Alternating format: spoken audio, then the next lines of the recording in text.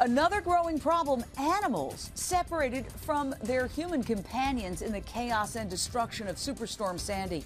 Not only is finding a lost pet a huge challenge, animal shelters and hospitals are overwhelmed, and they are suffering too.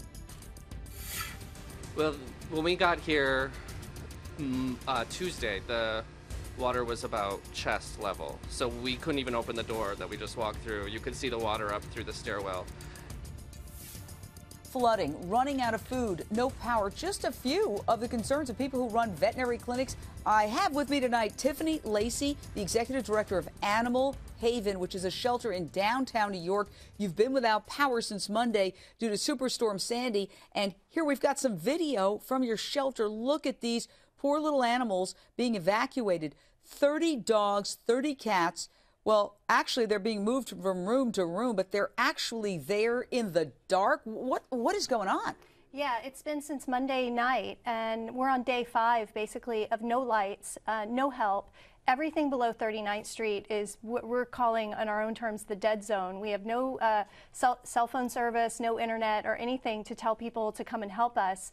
And we've had to call off all of our volunteers. We normally have an army of 250 volunteers that help us run a 3-story facility in Soho. And I've just had to call upon staff because it's just too dangerous to have volunteers come in and out. It is so dark in our shelter.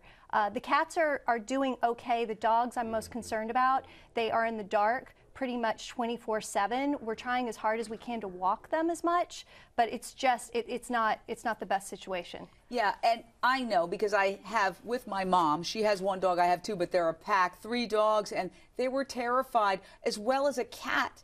And my mom is evacuated. She's living with me now. Yeah. And at first they said, we're just taking you to the lower floors, and then they said, get out. We had to do almost a special ops to get back in there and get the cat. Right. Thank God to the super Ulysses. Thank you, dude, for getting that cat out. Now, the worst thing, of course, is if somebody has lost an animal. Right. But first of all, tell me what these little guys are going through right now. Well, basically, we're a 3-story building, and we keep our larger dogs. These are the dogs I'm most concerned about through this whole thing. We keep them in the basement area, so we've got to take them out. They stay in pitch black pretty much the entire time they're at Animal Haven, other than when we walk them.